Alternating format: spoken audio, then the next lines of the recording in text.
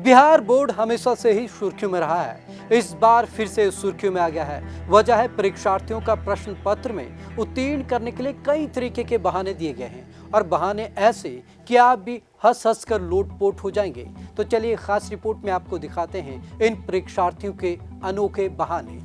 Bihar inter परीक्षा की अजब गजब कॉपियां। कोई बुखार के नाम पर मांग रहा नंबर, कोई गरीबी का रो रहा रोना और कोई शादी के नाम पर मांग रहा नंबर, कोई भक्ति का दे रहा हवाला।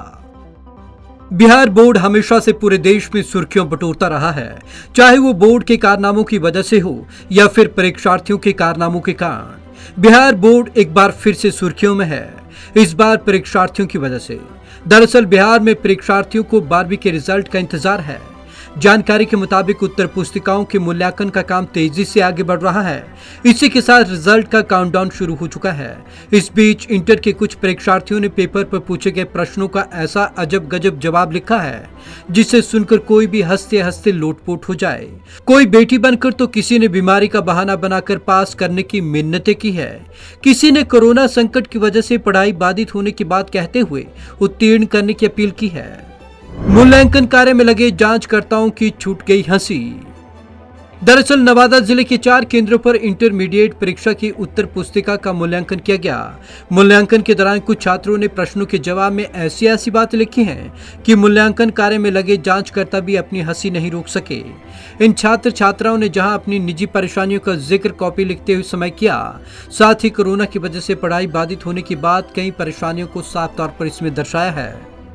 बेटी समझकर अच्छा नंबर दीजिएगा।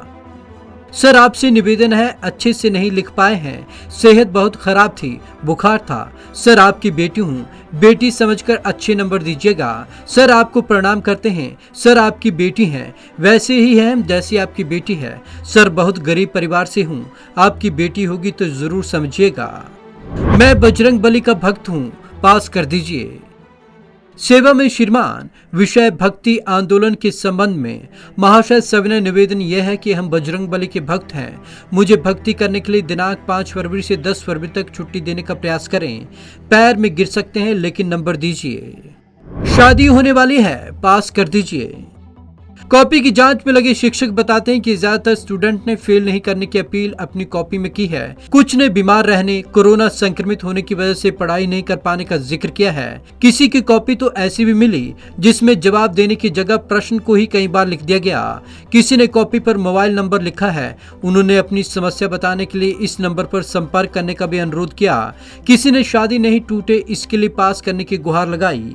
एक स्टूडेंट ने अपनी कॉपी में लिखा है कि उसकी 26 मई को शादी होने वाली है, अगर फेल हो गए तो पता नहीं क्या होगा, इसलिए सर पास कर दीजिए। प्रोडिकल साइंस गर्ल ने किया बिहार को दागदार। वैसे ये पहली बार नहीं जब बिहार बोर्ड और उसके परीक्षार्थी अपनी कारनामों की वजह से सुर्खियां बटोर रहे हैं। बिहार बोर्ड और उसके परीक्षार्थी ऐसे कारनामे पहले से करते आए हैं। बात चाहे रूबी राय प्रकरण से जुड़ी हो या फिर गणेश से, दोनों मौकों पर बिहार की शिक्षा और परीक्षा व्यवस्था का मजाक उड़ा था। साल 2016 में बिहार की छवि उस वक्त दागदार हुई थी जब रूबी राय नाम की छात्रा ने परीक्षा में आर्ट्स स्ट्रीम में टॉप किया था। हाजीपुर की रहने वाली रूबी कुमारी ने आर्ट्स स्ट्रीम में टॉप किया था, लेकिन जब उससे पूछताछ की गई तो उसे अपने सब्जेक्ट के नाम ठीक से याद नहीं थे। तब रूबी राय के एक जवाब के बाद से ही सोशल मीडिया में प्रोडिकल साइंस और प्रोडिकल साइंस गर्ल शब्द ट्रेंड करने लगा था। पॉलिटिकल साइंस में 100 में से 91 नंबर लाने वाली रूबी जब पॉलिटिकल साइंस क्या है पूछा गया तो वे न केवल उसका जवाब दे पाई बल्कि इस विषय का उच्चारण भी सही ढंग से नहीं कर सकी। मामला सामने आने पर जहां बोर्ड ने हर संभव सफाई देने की कोशिश की, लेकिन टॉपर रूबी से रिव्यू टेस्ट में कई सवाल पूछे गए तो यह साबित हुआ कि उसने खुद अपनी कॉपी नहीं लिखी थी। वहीं साइंस टॉपर सौरभ श्रेष्ठ ने भी आसान से सवालों का बेतुका जवाब दिया था। इस वीडियो के बाद इन टॉपर का रिव्यू एग्जाम लिया गया जिसमें ये फेल हो गए और इसके बाद तो घोटाले का ही पर्दाफाश हो गया। 2017 में सामने आया था टॉपर्स घोटाला। रूबी रॉय प्रकरण के बाद बिहार बोर्ड में अपनी गलतियों से सबक नहीं सीखा। रूबी रॉय प्रकरण के अगले ही साल बिहार में टॉपर्स घोटाला सामने आया। इस बार 12वीं के बोर्ड्स के आर्ट्स टॉपर गणेश कुमार घोटाले में फंसे। उन्होंने फर्जी तरीके से 12वीं में प्रवेश लिया था। पड़ताल में पता चला था कि गणेश कुमार ने 1990 में मैट्रिक की थी और 1992 में 12वीं की परीक्षा दी। पता लगा कि गणेश कुमार के 2 बच्चे हैं। एक बच्चा 5वीं क्लास में पढ़ता है और दूसरा 3री क्लास में पढ़ता है। और नकल की क्या बात करें, बिहार में 10वीं और 12वीं की नकल की तस्वीरें तो आती रहती हैं जो राष्ट्रीय सुर्खियां बन जाती हैं। Bureau report, Punjab Kesari TV, Chandigarh. तो देखा आपने, कोई कोरोना का बहाना बना रहा है, कोई कह रहा है मेरी शादी है इसलिए मुझे उत्तीर्ण कर दो, तो कोई कह रही है कि मैं आपकी बेटी की तरह हूं, तो उसी तरीके से नंबर दे दीजिए। कहीं ना कहीं बहाने अपने आप में हैरान करने वाले हैं और हंसी तो इन पर जरूर आती ही है।